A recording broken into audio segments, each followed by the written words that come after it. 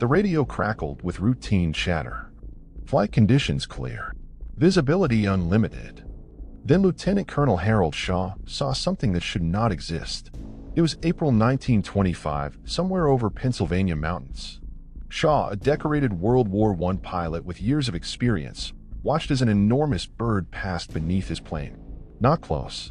Not a trick of perspective. A bird so massive that he could clearly see individual feathers from hundreds of feet above. He estimated the wingspan at 20 feet, possibly more. When he landed and filed his report, his superiors dismissed it. Hallucination. Fatigue.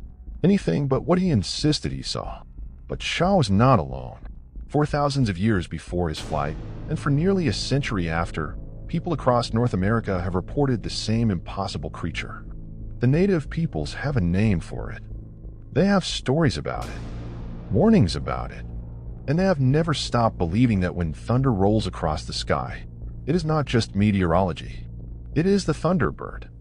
And it is not a legend. It is a presence.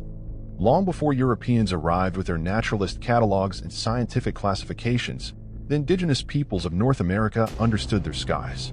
They understood that certain storms carried different qualities. That some thunder announced rain and growth. That other thunder announced danger and transformation. And they understood that this power had a face, wings, eyes that flashed with lightning.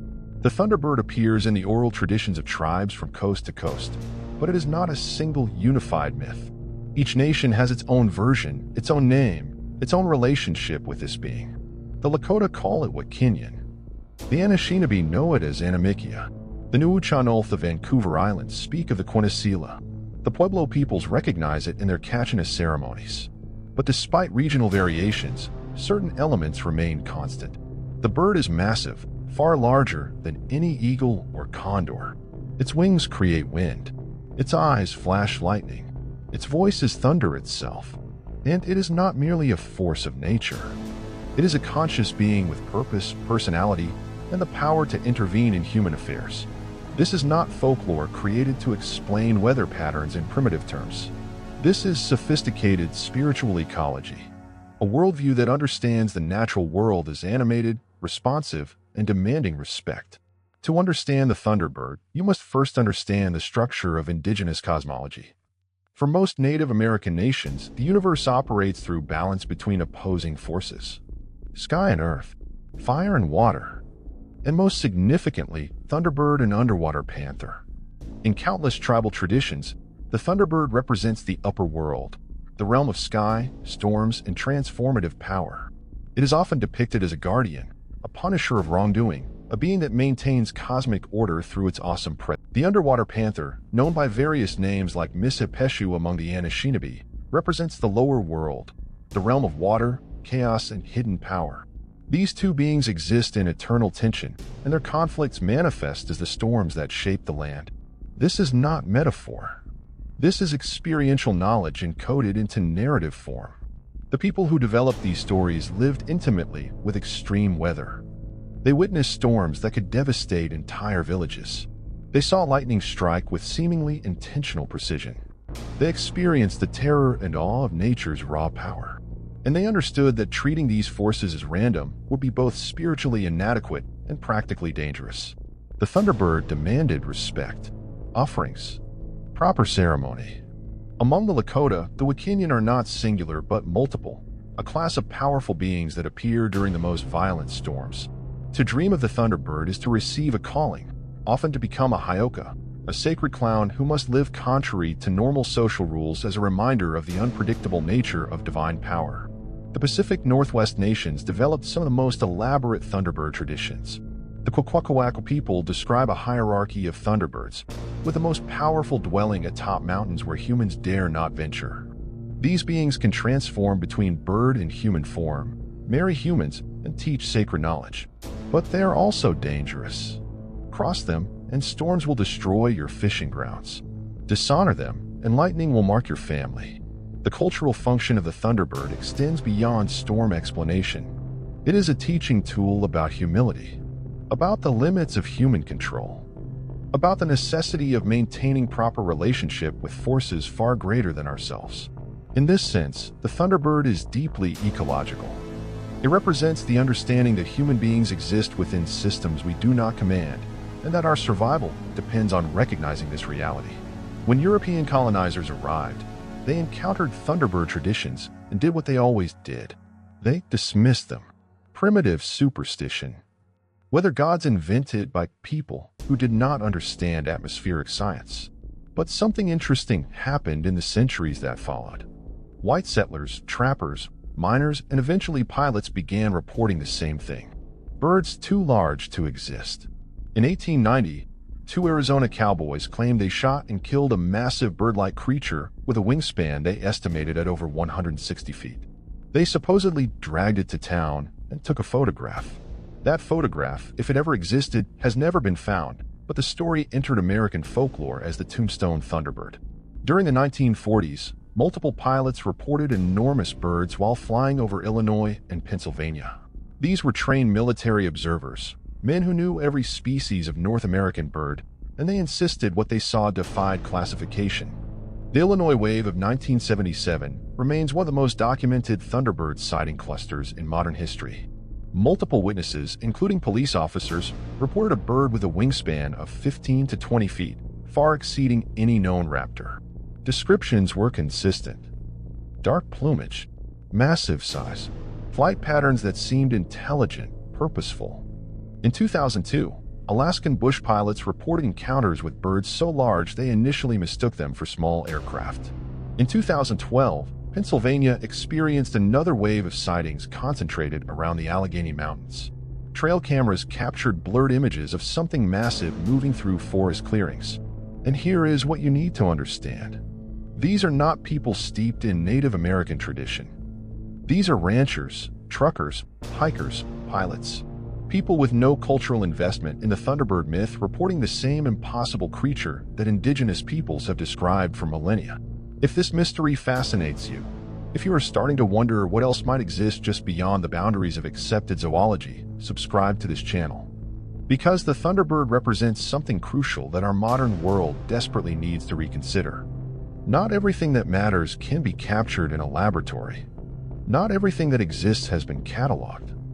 And some truths live in the intersection between cultural knowledge and direct experience, refusing to be reduced to either folklore or pure materialism. The rational explanations come quickly. Misidentified birds. California condors have 9-foot wingspans and might appear larger in certain conditions. Golden eagles can exceed 7 feet.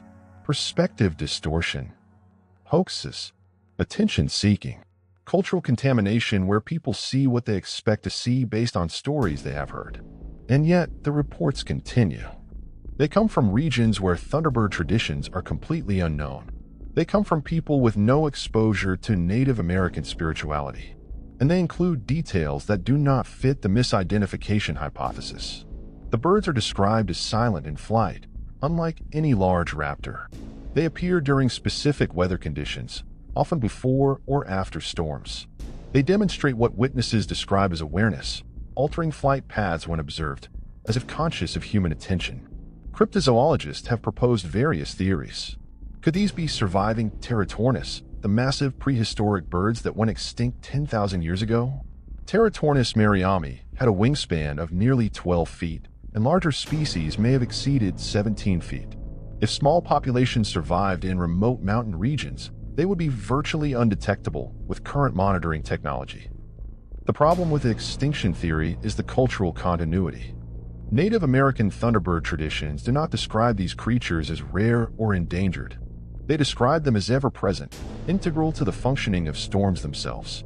This suggests either exaggeration for spiritual effect or knowledge of something that persists in much larger numbers than isolated relict populations would imply. Some researchers have suggested psychological explanations, that the human mind, when confronted with unusual atmospheric phenomena or rare bird sightings, projects cultural archetypes onto ambiguous sensory data.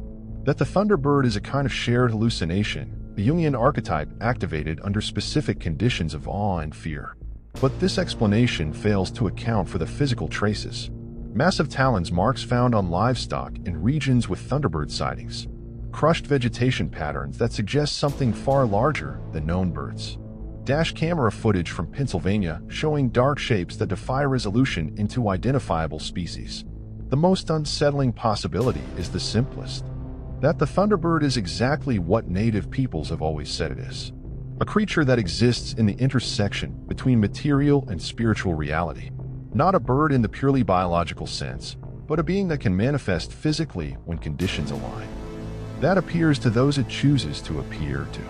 That maintains the boundary between human understanding and forces that must remain partially hidden for our own protection. So, does the Thunderbird exist? If you demand a body, a DNA sample, a museum specimen, then the answer remains elusive. But if you expand your definition of existence to include cultural persistence, consistent witness testimony across centuries, and the possibility that not everything in our world submits to material verification, then the answer becomes more complex. The Native American understanding was never about proving the Thunderbird exists in the way Western science demands proof.